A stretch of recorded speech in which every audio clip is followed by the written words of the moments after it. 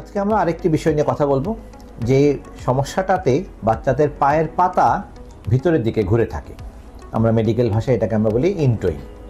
বাচ্চার বাবা মার কমপ্লেনই থাকে, বাচ্চারা যখন হাঁটে কোনো কিছুতেই তেমন কোনো বড় অসুবিধা নাই, সবই ঠিক আছে, কিন্তু আমরা পায়ের পাতা যেরকম মাটিতে সোজাভাবে ফেলি, এই বাচ্চারা পায়ের পাতাগুলোকে, পায়ের আঙ্গুলগুলোকে ভিতরের দিকে ঘুরিয়ে হাঁটে।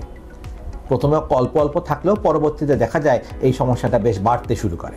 তাদের কোনো কমপ্লেন থাকে না, তারা তাদের হাঁটাচলা, দৌড়ঝাঁপ, খেলাধুলা সবই করে, কিন্তু যখনই পায়ের পাতাগুলো বেশি পরিমাণে ভিতরে চলে আসে, তখন ভিতরে চলে আসার কারণে একটা পা আরেকটা পায়ের সাথে বারবার আটকে যায়। ফলে এই বাচ্চাদের অল্পতেই বারবার, বিশেষ করে খেলাধুলা বা দৌড়ানোর সময় বারবার পড়ে যাওয়ার একটা টেন্ডেন্সি তৈরি হয়। অনেক বাবা মা এই সময়েও খেয়াল করে যে বাচ্চার পায়ের পাতাটা পুরোপুরি স্বাভাবিক না। বেশিরভাগ সময় দেখা যায় যে বাচ্চাদের ছোটবেলায় বসার ভঙ্গিগুলার একটা সমস্যার কারণে এই জিনিসটা সবচেয়ে বেশি দেখা যায়। আমরা আসন গেড়ে বসা বলতে যেটা বুঝাই, যেটাতে আমরা একটা পা একটা পার ভিতরে গুটিয়ে বসি, এই বসাটা একটা বাচ্চার পায়ের পাতার গঠনের জন্য বেশ উপকারী। কিন্তু অনেক সময় দেখা যায় যে এই বাচ্চারা এইভাবে না বসে বা স্বাভাবিকভাবেও না বসে এই পায়ের পাতা দুটোকে বাইরের দিকে বের করে বসে। এই ডাব্লিউ প্যাটার্নে যে বাচ্চারা বসে, তাদের মধ্যেই এই পায়ের পাতাটা ঘুরে যাওয়ার টেন্ডেন্সিটা সবচেয়ে বেশি দেখা যায়। ফলে আপনারা যখনই খেয়াল করবেন যদি বাচ্চারা এই ডাব্লিউ প্যাটার্নে বসে, আমি এখন ছবিতে আপনাদেরকে যে ছবিটা দেখাচ্ছি এটা হচ্ছে সেই ডাব্লিউ প্যাটার্ন।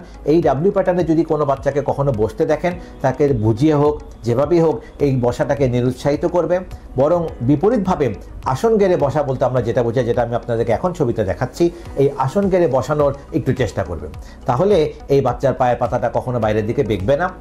কিছু ব্যায়ামেরও প্রয়োজন হয়, এই ব্যায়ামগুলো আপনাদেরকে রেগুলার বাসায় করতে হবে। অনেক সময় ক্ষেত্র বিশেষে কিছু জুতারও প্রয়োজন হয়।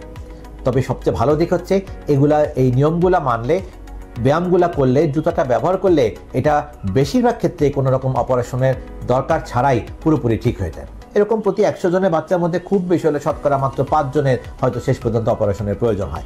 আমাদের সাথে ফলো আপে থাকলে আমরা তখন খেয়াল রাখবো যে বাচ্চার পাটা ঠিক হচ্ছে না খারাপ দিকে যাচ্ছে, এবং সেই অনুযায়ী ব্যায়ামের পরিমাণ, ব্যায়ামের মাত্রা বা 2-3 রকমের ব্যায়ামও লাগলে তখন আমরা যোগ করতে পারবো, এবং তত দ্রুত এই বাচ্চাটা এই ইনটোয়িংয়ের হাত থেকে রক্ষা পাবে। ধন্যবাদ।